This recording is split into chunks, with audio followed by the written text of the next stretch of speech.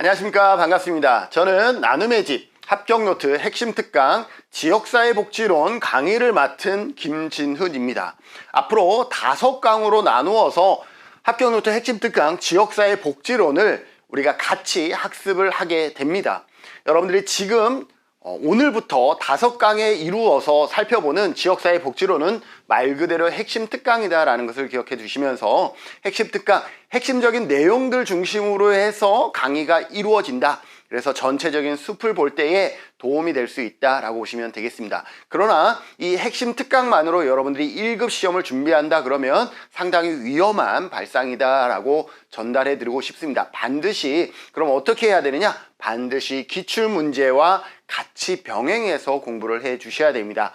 지금 이 영상을 촬영하는 시기 자체가 상당히 이제 가을이거든요. 그러면 이 영상을 보면서 여러분들이 기본서를 공부한다라는 것은 다소 시간적으로 좀 늦지 않았나라고 생각이 되어집니다. 그러나 지금부터 열심히 하신다 그러면 기출회독이라는 교재를 여러분들이 구입해서 같이 봐주시면 좋을 것 같고요. 저는 개인적으로 사회복지사 1급 시험에서 가장 우리나라에서 출판하는 모든 책 중에서도 가장 도움이 되는 책을 선택하라 그러면 기출회독입니다. 그만큼 여러분들이 펼쳐보시면 처음에는 적응하는데 하루 이틀이 걸려요. 이 기출회독 교재의 틀을 우리가 익히는데 하루 이틀이 걸린다 그러면 그 다음부터는 아주 빠른 시간 내에 이론과 기출문제와 훈련까지 마스터할 수 있는 그러한 좋은 교재입니다. 그래서 기출회독 추천해 드리고요. 그렇지 않더라도 여러분들이 기출문제를 반드시 병행해서 보면서 우리가 핵심 특강에서 배웠던 이러한 이론들이 문제로 어떻게 변형되어서 출제되어지는지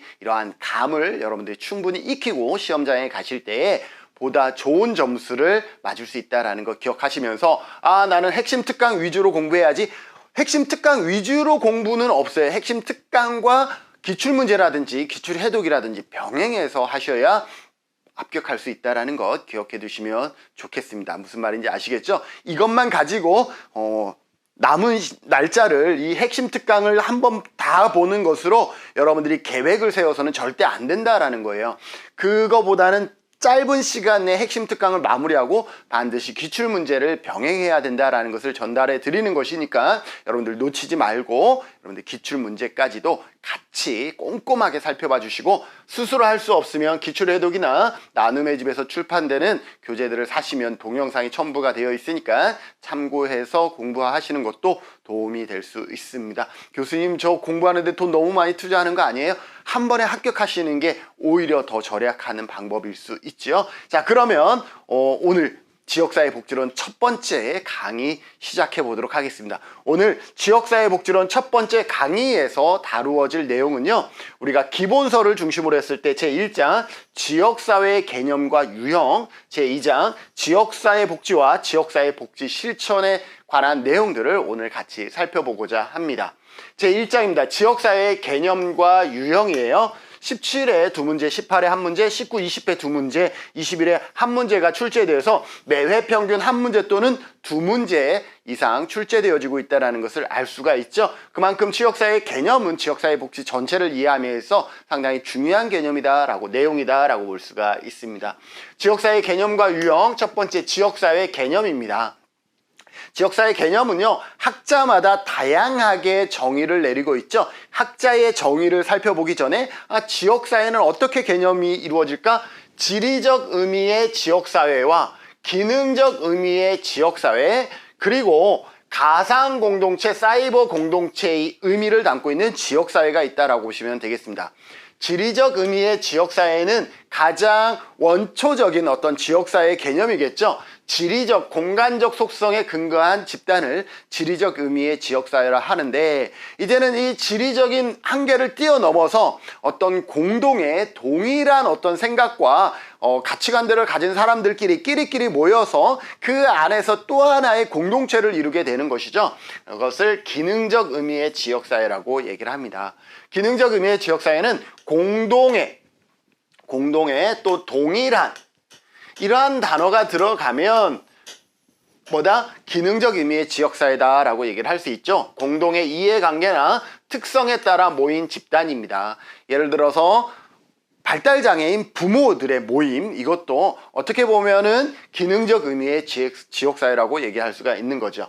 지리적 의미의 지역사회에서 어디로 가고 있어요? 점차적으로 기능적 의미의 지역사회 개념으로 바뀌고 있는 것이죠. 그리고 기능적 의미의 지역사회 개념이 좀 더 현대로 올수록 이제는 어떻게 되고 있어요? 시간과 공간을 뛰어넘는 사이버 공동체, 가상 공동체 등 새로운 형태의 지역사회가 출현되고 있다라고 볼 수가 있죠. 그래서 지리적 의미의 지역사회에서 기능적 의미의 지역사회, 그리고 가상 공동체 쪽으로 그 지역사회가 확대되어지고 있다라고 볼 수가 있습니다. 관련 이론이죠. 지역사회를 바라보는 이론적 관점에 따르면 지역사회 상실 이론, 지역사회 보존 이론, 지역사회 개방 이론이 있습니다.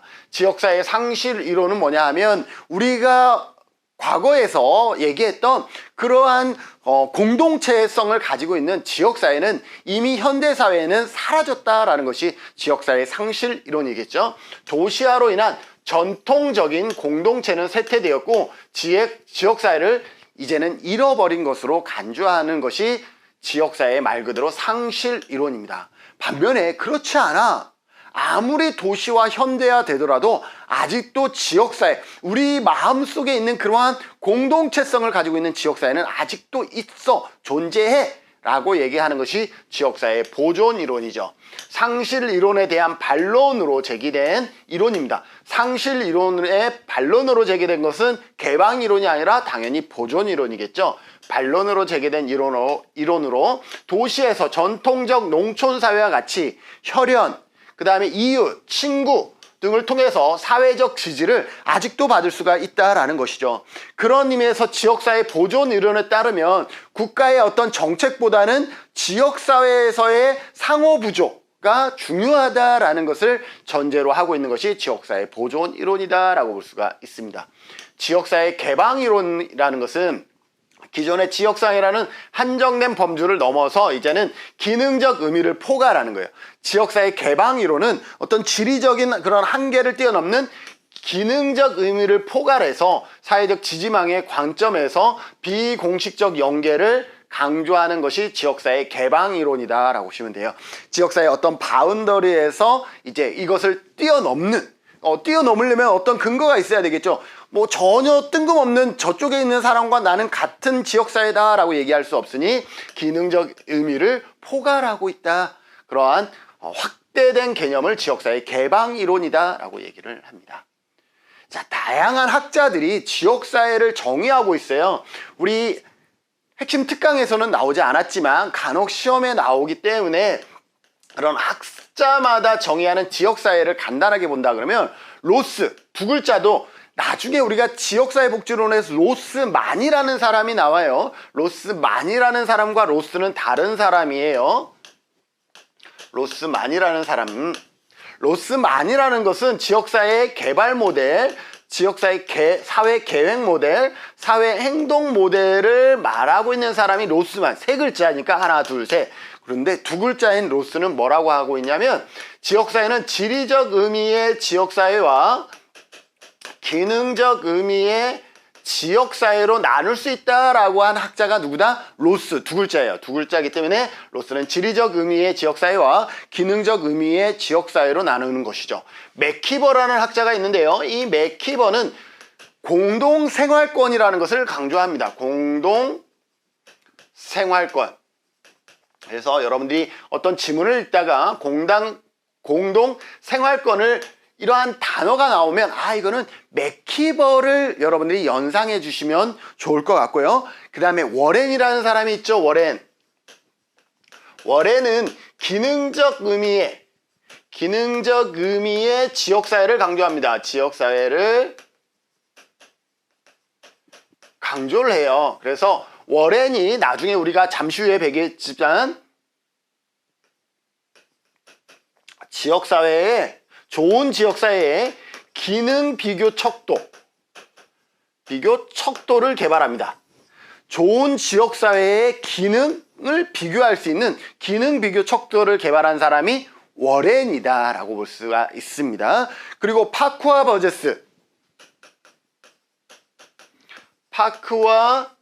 버제스는 여기는 기능적 의미라 그러면 파크와 버제스는 지리적 의미의 지역사회를 강조한다라고 볼 수가 있습니다. 지리적 의미의 지역사회를 강조하고 있죠. 그 다음에 힐러리도 시험에 가끔 나왔죠. 힐러리는 글자가 몇 글자예요? 3글자다 보니까 지역사회 3요소를 강조해요.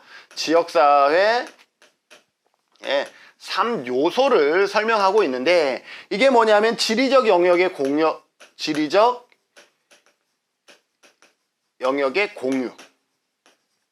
그러니까 어떤 지리적 영역을 지역사회 사람들이 같이 공유하는 거죠. 그죠? 그 다음에 공동의 유대. 그리고 상호작용. 이렇게 지리적 영역의 공유와 공동의 유대와 상호작용 이 3가지의 요소를 설명하고 있는 사람은 힐러리다 라고 보시면 되겠습니다. 그 다음에 테니스는 지금 여기에 있죠. 테니스는 뭐라고 하고 있어요? 공동사회와 이익사회. 테니스는 공동사회와 이익사회를 나누어서 설명하고 있는 사람 누구? 테니스라고 보시면 되겠죠. 그리고 한 사람만 더 할까요? 펠린 한 사람만 더 합시다. 펠린.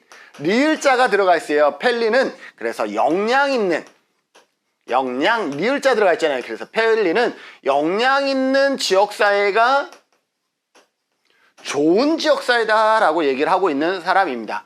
그래서 로스는 지리적 의미의 지역사회와 기능적 의미의 지역사회를 얘기하고 있고 맥키버는 공동생활권을 강조하고 있어요. 워렌은 지역사회의 기능을 강조하고 있어요. 그래서 기능적 의미의 지역사회를 강조하면서 나중에 기능비교 척도를 우리가 잠시 후에 배울 것이고요. 파크와 버제스는 지리적 의미의 지역사회를 설명하고 있어요. 그래서 모든 지역사회는 사회지만 모든 사회가 지역사회는 아니다라는 거예요. 모든 사회는 지역사회가 아니지만 모든 지역사회는 사회다라는 개념들을 설명하고 있어요. 힐러리는 지역사회 3요소를 얘기하는데 지리적 영역의 공유와 공동의 유대 그리고 상호작용을 설명하고 있습니다. 테니스는 우리가 배드민턴 테니스 칠 때 글자는 약간 다르지만 발음이 비슷하죠. 그래서 중앙을 나눠서 공동사회와 이익사회 그래서 공동사회에서 이익사회로 변환된다라는 것을 설명하고 있고 펠린은 리은자가 들어가서 역량 있는 지역사회가 좋은 지역사회다 라고 얘기를 하고 있어요.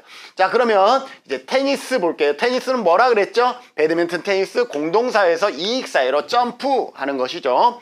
서구사회의 역사적 발전을 공동사회에서 큰 틀에서 공동사회에서 이익사회로 넘어갑니다. 이때 연합체와 협의체가 있는데 연합체는 작은 조직이고 협의체는 상대적으로 큰 조직이라고 보시면 될 것 같아요. 이익사회라는 것은 뭐예요? 상당히 개인주의면서 이해타산 나에게 손해가 될까 이익이 될까 그런 이해타산적인 관점에서 이익사회로 전환이 되어지는 것이죠. 그래서 공동사회의 연합체라는 것은 과거의 어떤 전통적인 끈끈함을 가진 작은 조직들이죠. 어떤 부족이라든지 가족이라든지 이러한 가족 혈연, 이웃이나 친구를 통한 관계, 가족 중심의 비공식 복지가 시작되었다라고 볼 수 있죠. 공동사회이지만 협의체라는 것은 공동사회 끈끈함은 있지만 큰 조직을 의미하는 것이죠. 공동의 노동이나 직업적 소명에 기초한 관계로서 교회나 길드 등에 의한 초기 형태의 공식 복지가 여기에 해당된다 라고 보시면 되겠습니다. 자, 이러한 교회나 길드는 그래도 공동사회이면서 조직 자체가 크기 때문에 공동사회 협의체 형태를 취하고 있다라고 설명하고 있는데 반면 이익사회 협의체예요. 연합체 협의체예요. 큰 조직으로 넘어가요. 이번에는 공동사회 협의체가 아니라 이익사회 협의체죠. 합리성과 이해타산에 기초한 개인주의와 이해타산에 기초한 관계로서 민간에 의한 여기에서 이 민간은 뭘까요? 민간은 기업이겠죠. 기업. 어떤 기업을 통해서 우리가 자선이 이루어졌잖아요. 그래서 민간에 의한 자선적 조직을 강조합니다. 아직은 미약한 공식 복지예요. 기업에 의해서 이루어지는 자선은 공식적인가요? 아닌가요? 그렇진 않잖아요. 그래서 아직은 미약한 공식 복지이죠. 이것이 이익사회 연합체로 작은 조직으로 바뀌면서 공식적인 복지가 발전이 되어지는 거죠. 산업화로 피폐해진 인간관계. 자, 기업이 도와줘야 되는데 기업 자체도 무너졌으니까 산업화로 피폐되어진 인간관계 회복과 사회적 연대의 가치를 강조하면서 이제는 공식적이고 제도적인 복지가 발전하게 되는 것이잖아요. 그죠? 공식적이고 제도적이라는 것은 어떻게 되겠어요? 어떤 사회 보험이라든지 공공부조라든지 사회 서비스, 이러한 부분들이 뭐예요? 이익사회 연합체라고 보시면 되겠습니다. 그래서 협의체는 큰 조직이구나, 연합체는 상대적으로 작은 조직이구나, 이것을 기억해 두시고, 공식적이고 제도적인 복지의 발전은 뭐예요? 이익사회 연합체라고 여러분들이 기억해 두시면 좋겠죠. 자, 좋은 지역사회의 특징. 월에는요, 좋은 지역사회를 다음과 같은 조건을 가진 지역사회를 좋은 지역사회라고 얘기를 하고 있습니다. 구성원 사이의 인격적인 관계가 형성이 되어져야 돼요. 여기에서 시험에 잘 나왔던 게 이거죠. 권력의 폭넓은 분산과 배분이에요. 권력은 집중되는 것이 아니라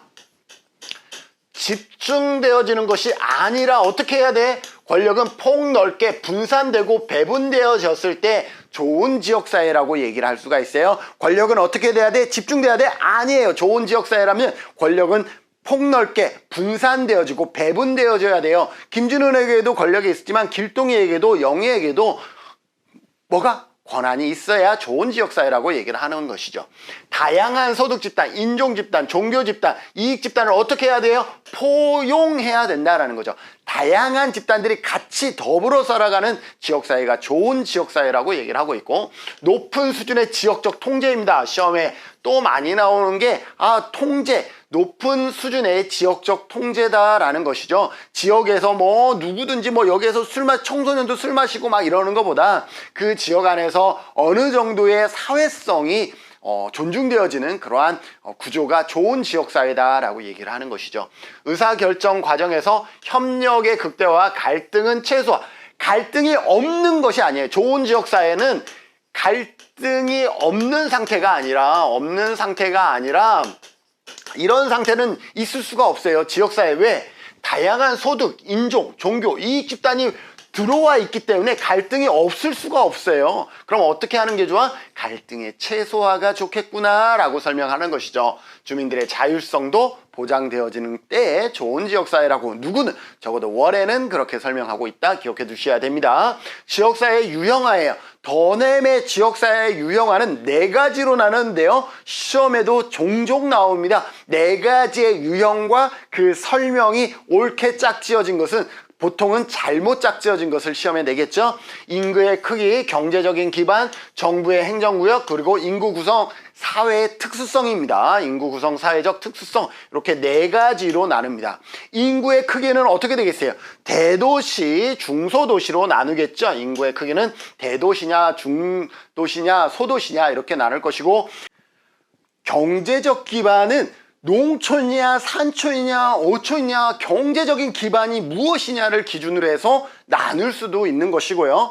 정부의 행정구역은 우리가 17개의 광역시도로 나눌 수도 있고, 또 234개의 시군구로 나눌 수가 있고, 그보다 수천 개의 읍면동으로 나눌 수가 있죠. 이처럼 시도냐 시군구냐 읍면동이냐 이렇게 나누는 것을 정부 행정구역으로 유형화한다라고 얘기할 수 있고, 인구 구성의 사회적 특수성이라는 거예요. 인구 구성의 사회적 특수성이라는 것은 장애인 밀집 지역이라든지 할렘과 영구 임대 아파트 지역이라든지 차이나타운이라든지 이러한 인구 구성의 사회적 특수성을 기반으로 해서 유형화할 수가 있다라는 것. 그래서 지역사회 유형화, 더넴이 제시한 지역사회 유형화는 인구의 크기, 경제적 기반, 그리고 행정구역, 그리고 인구 구성의 사회적 특수성, 이렇게 4가지로 구분되어지고 각각의 설명을 여러분들이 이렇게 같이 매칭할 수 있어야 되겠습니다.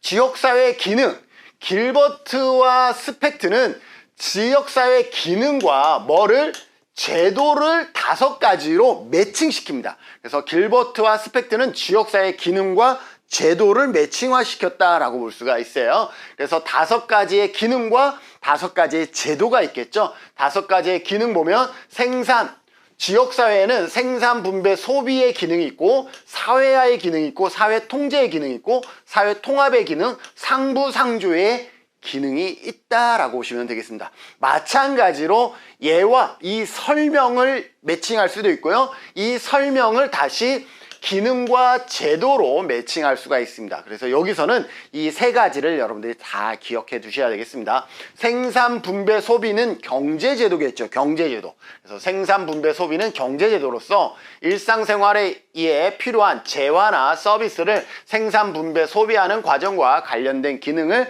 생산, 분배, 소비의 기능이고 이것은 경제제도라고 우리가 얘기를 하고 있는 것이죠. 사회화의 기능은 뭐예요? 우리가 사회를 살아갈 때 필요한 그러한 모습들을 배우는 것을 사회화라 그러죠. 자, 사회화는 어떤 제도냐면 가족제도예요. 사회화는 어디서 배우는 거예요? 가족, 밥상머리 교육이라 그러죠. 그래서 사회화는 가족제도다라는 것을 기억해 두시면 돼요. 사회화는 지역사회 구성원이 사회를 구성하는 가족, 집단, 조직, 지역사회 지식, 가치, 행동, 유형을 어떻게 하는 터득하는 과정과 관련된 기능으로서 가족제도와 매칭되어진다라는 거 기억하시고, 시험에 자주 나오는 것은 사회통제예요. 사회를 통제한다라는 것은 뭐예요?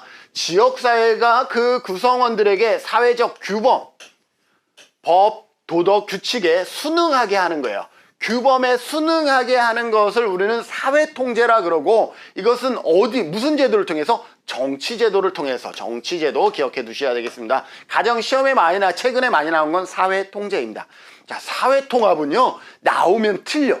사회통합은 무슨 제도로? 종교제도다라는 것을 기억하세요. 사회통합은 나오면 틀려. 왜? 뜬금없이 종교제도가 사회통합이라고 매칭되어지기 때문에, 사회통합이라는 것은 지역사회 구성원의 상호간 협력이나 결속력 등을 강조하는 기능으로서 종교제도입니다. 사회통합이 사회복지제도라고 하면 그런가 보다 우리가 공부하는 사람들은 답을 찾아요. 사회통합은 사회복지제도가 아니라 사회통합은 종교제도를 통해서 사회통합의 기능을 달성한다라고 보시면 되겠습니다. 그러면 상부상조가 있네요. 상부상조 뭔지 아시죠? 지역의 구성원들이 서로에게 도움을 주고받는 것을 상부상조라 그러는데, 이것이 사회복지제도입니다. 사회복지제도. 그래서 생산, 분배, 소비, 이거는 경제제도이고, 사회화는 가족제도이고, 사회통제는 정치제도이고, 사회통합은 종교제도이고, 상부상조가 바로 사회복지제도다라는 것을 기억하세요. 우리가 사회복지를 하고 있으니까 상부상조가 사회복지제도라는 것이 과거에는 시험에 많이 나왔었고, 최근에는 뭐예요? 사회통제, 정치제도로서 사회통제를 얘기하고 종교제도로서 사회통합을 얘기한다라는 것을 여러분들이 기억해 주시면 좋겠습니다. 지역사회의 기능의 비교척도예요. 좋은 지역사회 기능 비교척도, 기능을 강조했던 학자 누구였죠? 워렌이었죠. 그래서 워렌의 기능 비교 척도를 기억해 두시면 되겠습니다. 워렌의 기능 비교 척도는요, 시험에 그 4가지의 핵심적인 요소를 알고 있느냐 그 자체만으로도 시험에 나오는 경우가 있고, 또 그거와 설명이 일치되지의 여부를 물어보는 경우가 있어요. 그래서 4가지 자체만 암기해도 시험 문제의 정답을 찾을 수 있는 기회들이 있어서 4가지는 어떻게 암기하느냐, 저는 동일자수라고 암기를 했습니다. 동일자수, 여기에 보면 지역사회 동, 일, 자, 수, 이렇게 순서는 조금 바꿨죠. 그냥 동일자수가 발음하기가 편하더라고요. 그래서 워렌의 기능비교 척도는 동일자수구나, 이렇게 암기를 했어요. 여러분들은 여러분들의 방법대로 암기를 해주시면 될 것 같고, 일단 저는 동일자수로 했으니까 동일자수로 설명해 볼게요. 지역에 대한 주민들의 심리적 동일시예요. 자, 심리적 동일시라는 것은 뭐예요? 지역 주민들이 가지는 소속감. 자, 소속감의 동일시다. 동일. 일은 일치성이죠. 일치성은 뭐가 일치해야 되나? 서비스가 일치해야 돼. 어디 우리 제주도의 서귀포시의 서비스와 제주시의 서비스가 일치해야 좋은 지역사회지. 저쪽은 서비스가 많은데 이쪽은 없어. 그러면 우리는 저들을 늘 부러워만 할 거 아니에요. 좋은 지역사회가 될 수가 없어요. 서비스 영역의 일치성은 서비스 영역이 동일 지역 내에서 이루어지고 있는지를 살펴보는 것이 일치성이에요. 동일자. 그 다음에 자치성이죠. 자치성은 스스로 할 수 있는 정도잖아요. 다른 지역에 의존하지 않고 스스로 할 수 있는 것이죠. 지역사회의 기능을 수행하는 데 있어 타 지역을 의존하는 정도를 자치성이라 그래요. 동일자수. 그 다음에 수평적 유형이에요. 수평적 유형이라는 것은 타 조직들 간의 관계가 수직적이지 않고 수평적이라야 된다라는 거예요. 그래서 수평적 유형은 시험에 어떤 나라가 나오냐면 타 조직이라는 단어가 나와요. 타 조직이 있어야 수평이 되든 수직이 될 거 아니에요. 혼자 있으면 이거는 뭐예요? 그냥 독보적인 거잖아요. 그래서 수평적 유형은 지역사회 내에 상이한 단위 조직, 상이한 타 조직들이 상호 관련성에 상호 어떻게 되어져야 된다고요? 아, 그렇구나. 수평적으로 위계가 아니라 수평적으로 유지되어지는 것이 수평적 유형이구나. 그래서 워렌의 기능 비교척도 동일자수. 동일시는 뭐예요? 소속감이라 그랬죠. 일치는 뭐야? 서비스가 동일 지역 내에서 같아야 되고, 동일자. 자치성은 다른 지역사회의 의존 정도라 그랬죠. 동일자수. 수는 뭐예요? 타 조직과의 관계를 의미한다라고 얘기를 했습니다. 자, 이렇게 1장 지역사회 복지, 지역사회의 개념과 유형에 대해서 여러분들이 살펴봤다라는 걸 잘 기억해 두시면서 이번에 2장 넘어가 보겠습니다. 지역사회 복지와 지역사회 복지 실천입니다. 자, 17에 한 문제, 18에 두 문제, 19에는 안 나왔지만 20회 다시 한 문제, 21에 두 문제가 나와서 평균으로 보면 한 문제 이상 출제되어지고 있는 그러한 영역입니다. 그래서 지역사회 복지와 지역사회 복지 실천인데 어렵지 않은 내용이니까 여러분들이 한 번쯤 집중해서 읽어보는 것이 더 중요하겠다. 지역사회 복지의 개념이에요. 시설보호와 대치되는 개념이죠. 지역사회 복지는 시설보호와 대치되는 개념이다. 목표는 지역 주민의 삶의 질 향상입니다. 특정한 노인 복지의 향상이나 장애인 복지의 향상이 아니라 지역 주민 전체의 삶의 질 향상이 지역사회 복지의 목적이다라고 볼 수가 있고, 지역사회 문제를 예방하는 거예요. 예방. 우리가 사회복지 실천은 문제와 욕구를 파악해서 개입하는 거라 그러면 지역사회 복지는 뭐부터? 예방부터 시작한다라는 것도 기억해 두시면 좋고, 문제적 제도의 변화를 꾀하는 거예요. 예방 또는 문제가 있는 어떠한 상황이라 그러면 그 문제적인 모습들을 변화시키는 것도 지역사회 복지의 개념이겠죠. 지역사회 및 지역주민의 역량을 강화시켜주는 것도 지역사회 복지의 핵심이겠죠. 그래서 김준은이 가서 문제를 다 해결해 주는 것이 아니라 그 다음에는 김준은이 없어도 스스로 문제를 해결할 수 있도록 지역주민들의 역량을 강화시켜주는 것이 지역사회 복지의 바람직한 방향이라고 볼 수 있죠. 지역 내 복지 향상을 위한 전문적, 비전문적인 활동입니다. 여기서 또 하나 중요한 게 나오네요. 비전문적인 활동. 우리가 사회복지 실천은 뭐예요? 전문가적인 자세가 상당히 중요하잖아요. 그죠? 그러나 지역사회 복지는 비전문가가 반드시 같이 한다라는 것이에요. 김준우는 어떻게 보면 사회복지 실천에서 전문가이지만 마을 주민들은 마을의 정보에 대해서는 뭐예요? 상당히 가장 중요한 정보를 가지고 있는 당사자들인 거죠. 그래서 전문가 혼자는 할 수가 없어요. 왜? 김준우 혼자는 그 지역에 지금까지 어떻게 역사가 흘러왔고 어떠한 변천 과정이 있었는지를 알 수가 없어요. 그러니 비전문가인 그들과 같이 활동하는 것이 핵심입니다. 아주 중요합니다. 별 여러 개. 비전문가 단어, 지역사회 복지는 비전문가가 들어가야 정답, 비전문가가 들어가지 않으면 오답입니다. 전문가에 의한 활동이다. X예요. 특정 대상 중심의 활동이 아닌 지역성이 강조되어지는 것이고, 일정한 지역 내에서 이루어지지만 지역성과 기능성을 모두 포함하고 있습니다. 지역사회 복지의 이념이에요. 정상화, 사회통합, 탈실화, 주민참여, 네트워크, 이러한 부분들이 지역사회 복지를 실천할 때에 우리 가장 중요한 어떤 이념, 사상이다라고 볼 수가 있습니다. 정상화라는 것은요, 누구를 대상으로 해서 시작됐던 단어이죠. 그렇죠. 1950년대에 덴마크에서 시작이 되었죠. 1950년대 덴마크에서 시작한 정상화 이론은 특별한 장애나 욕구를 가진 사람도 뭐예요? 일상적인 삶을 유지할 수 있는 생활 환경과 방식을 지속할 수 있도록 하는 것이 뭐다? 정상화다라고 보시면 되겠습니다. 그래서 정상화는 어디에서부터 1950년대 덴마크를 비롯한 북유럽에서 시작했다라는 것도 시험에 자주 나옵니다. 그래서 기억해 두셔야 되겠죠. 뭐라고요? 1950년대 어디에서 덴마크를 비롯한 북유럽에서 시작되었다. 기억해 두세요. 그리고 여기에 정상화는 누구를? 장애인을 대상으로 해서 시작이 되었다라는 거 기억하시고, 반면에 사회통합은요, 정상화 사회통합은 구분 짓기가 애매해요. 그러나 만약에 구분을 짓는다 그러면 사회통합은 사회적 약자들이에요. 정상화는 그 중에서 장애인들이 했어요. 그래서 정상화는 특별한 장애나 욕구를 가진이라는 단어가 나올 것이고, 1950년대 덴마크 북유럽에서 시작했다라는 단어도 나올 것이고, 일상적인 삶을 유지할 수 있는 요거를 정상적인 삶이라고 설명하는 경우도 있어요. 자, 반면에 사회통합은 계층 간의 격차라고 얘기를 하고 있어요. 특별히 장애인이라고 하지 않고 계층 간의 격차라 그러면 뭐겠어요? 어떤 노인, 장애인, 이주 여성, 이러한 사회적 약자들, 다양한 사회적 약자들은 계층이 있다라는 거잖아요. 그러한 계층 간의 격차를 줄이고 사회의 전반적인 불평등을 감소시키는 것을 사회통합이라고 얘기를 합니다. 탈시설화는 뭐죠? 시설의 어떠한 병리적인 모습들을, 그러한 부작용들을 해결하기 위해서 시설이 아닌 지역사회로 나오는 것을 탈시설화라고 얘기를 합니다. 그렇다고 해서 그 시설이 나쁘다, 폐쇄되어져야 된다라는 전제를 두고 있는 건 아니다. 그러면 시설을 어떻게 하는 것이냐?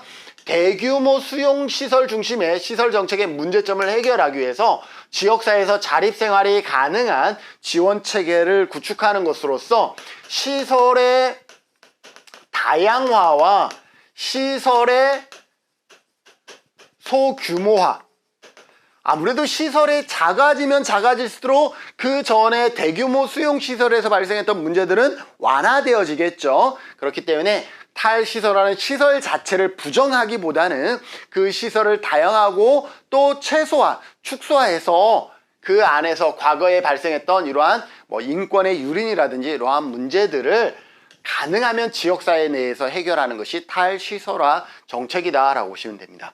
주민참여는 어떤 것이죠? 우리나라 같은 경우는 1995년에 지방분권, 그죠? 1995년에 우리나라는 지방분권, 지방자치제, 그죠? 지방자치제가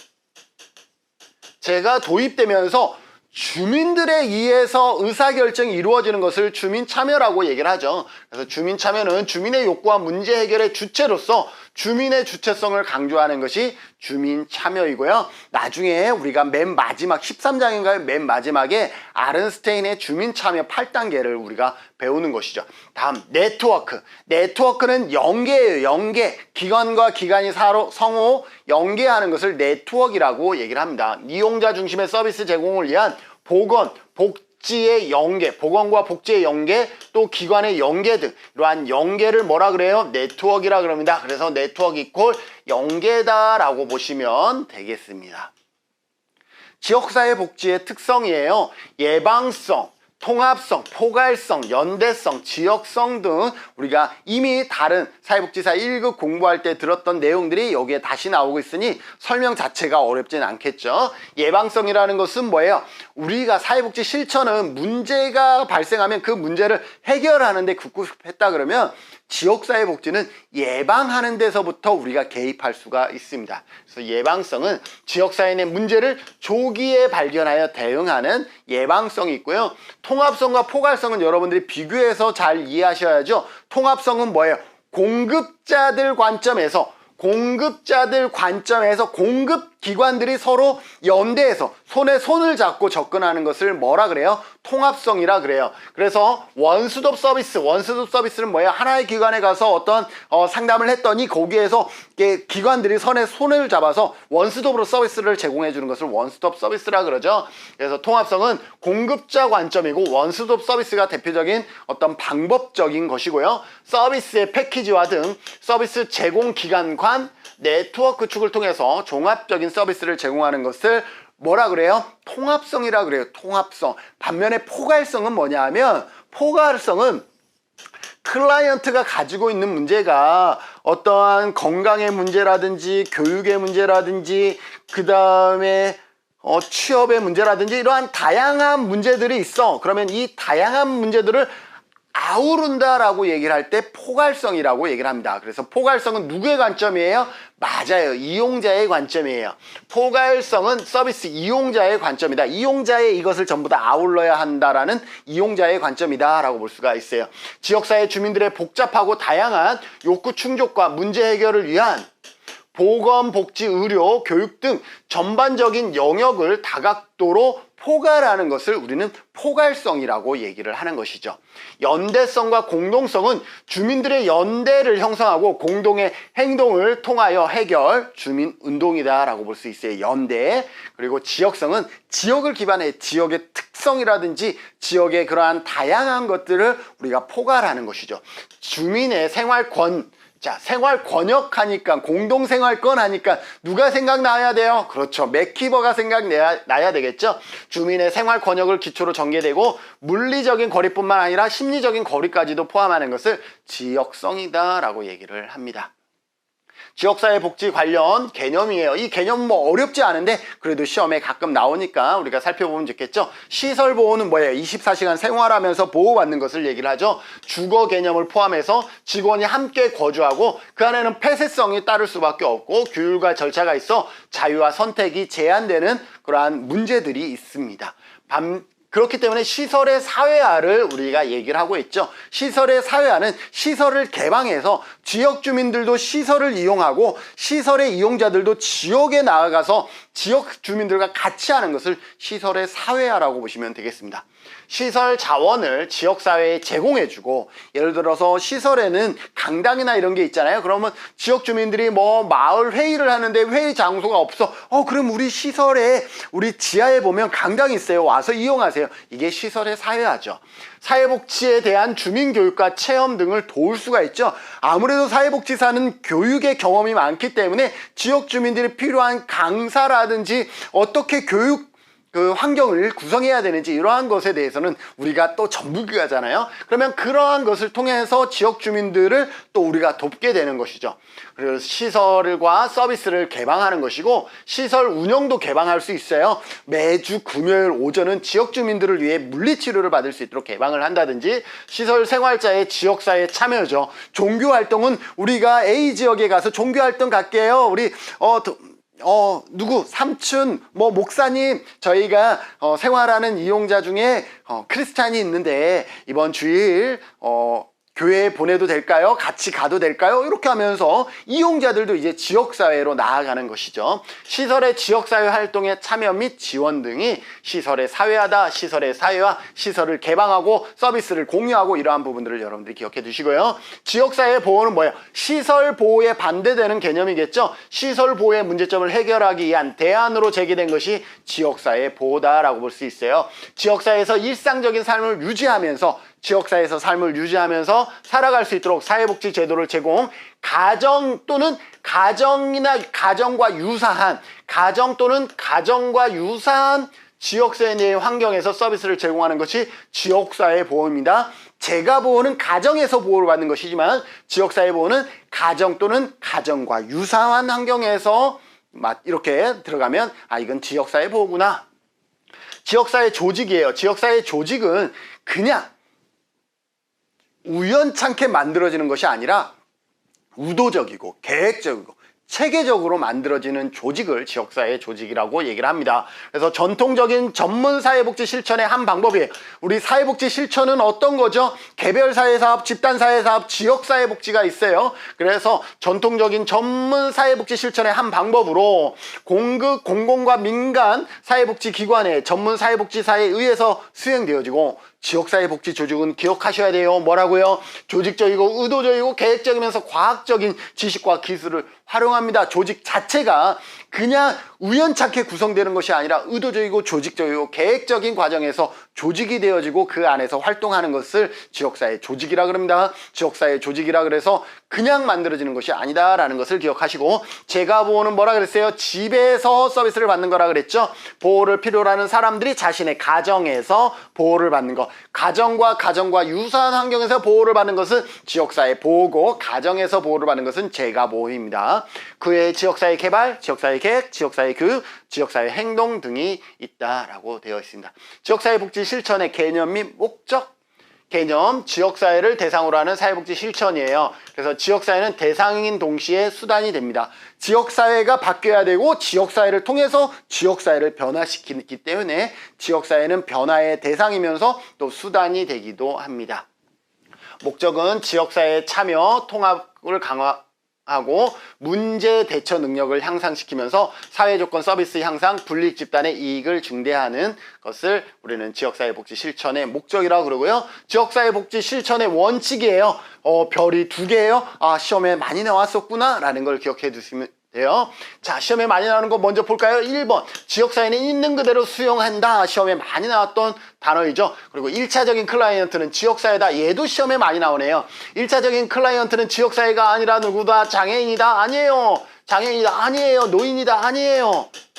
뭐다? 지역사회다라는 거예요. 1차적인 클라이언트는 노인도 아니고 장애인도 아니고 김준훈도 아니고 누구도 아니고 누구예요? 지역사회다. 기억하시고, 지역사회는 개별화를 존중합니다. 개별화와 다양성을 존중합니다. 개별화와 다양성을 존중한다라고 보시면 되겠습니다. 문제 해결에서 다양성을 존중한다. 그죠? 개별화와 다양성을 존중하는 것이고, 주민참여 이용자의 주체적인 참여를 강조하고, 지역사회 내 다양한 계층이 적극적 참여, 네트워크 기관 간 협력과 분담, 민간 협동, 욕구의 가변성. 세 번째 하면 욕구의 가변성. 욕구는 우리가 지역사회복지 실천하는 과정에서도 욕구는 변할 수 있다 없다? 변할 수 있다라는 거예요. 지난번에 이렇게 해서 이렇게 했는데 이렇게 지금 와서 마음 바꾸면 어떻게 해요? 그럼 내가 어떻게 같이 일해요? 이렇게 할 수가 없다라는 거예요. 왜? 지역사회는 서비스 들어가는 개입 중에서 욕구는 변할 수 있다는 거 기억해 두시고요. 지역사회복지 실천은 목적이 아니라 수단이다. 이것도 시험에 많이 나왔었네요. 지역사회복지 실천은 목적이 아니라 수단이다 라는 것이고, 지역사회는 자기결정의 권리를 가지면 강요에 의한 사업 추진은 거부되어지고, 기관의 이익보다 지역 주민의 욕구를 우선하고 민주적 태도를 견제하고 특정 계층이나 특정 집단이 아닌 광범위한 집단의 이익을 고려한다라는 것 여러분들이 기억해 두시면 되겠습니다. 지역사회 복지 실천의 가치입니다. 다양성 및 문화의 이해예요. 지역사회 복지 실천은 뭐예요? 다양성, 개별성, 다양성을 존중하는 것이죠.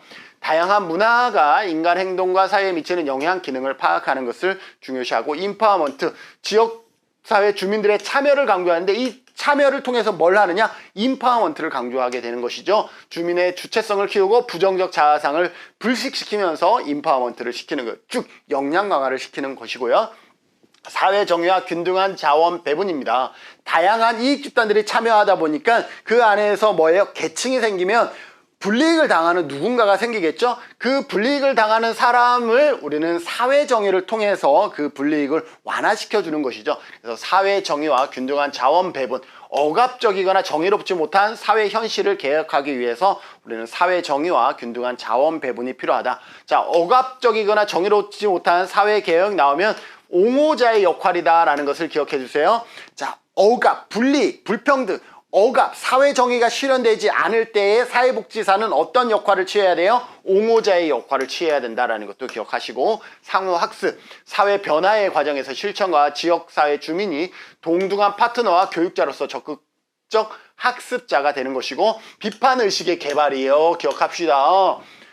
우리가 지역사회복지는 전문가가 아니라 비전문가도 같이 한다 그랬죠. 그리고 개별 사회 사업에서는 비심판자적 자세가 중요하다라고 얘기를 했지만 우리 지역사회 복지에서는 비심판이 아니라 비판적, 오히려 비판해야 돼. 비판의식의 개발이 상당히 중요한 가치다라는 거 기억해 두셔야 돼요. 별이 3개예요. 억압을 조장하는 사회의 메커니즘을 이해하고, 이게 사회정의, 억압적이거나 정의롭지 못한 그러한 조장하는 사회의 메커니즘을 우리가 이해한다 그러면 그 메커니즘을 우리가 깨서 부셔야 되겠죠. 옹호자의 역할을 해야 되겠죠. 그럼 비판해야 되겠죠. 그래서 그러한 사회 구조 및 의사결정 과정에 주의를 집중하는 것이 비판의식이다라고 보시면 되겠습니다. 자, 이상 오늘은 지역사회복지론 합격노트 핵심 특강 제1강으로서 1장과 2장 지역사회의 개념과 유형, 지역사회 복지와 지역사회 복지 실천에 대해서 간략하게 살펴봤습니다. 우리가 살펴본 이 내용이 1장과 2장을 포괄해서 설명하는 것이 아니라 요약해서 설명하는 것이기 때문에 적어도 설명되어진 내용만큼은 여러분들이 충분히 이해할 수 있어야 되겠다. 그리고 그것을 기반으로 반드시 기출문제를 같이 풀어보라고 여러분들에게 강조하면서 1강 강의 여기서 마치도록 하겠습니다. 수고하셨습니다.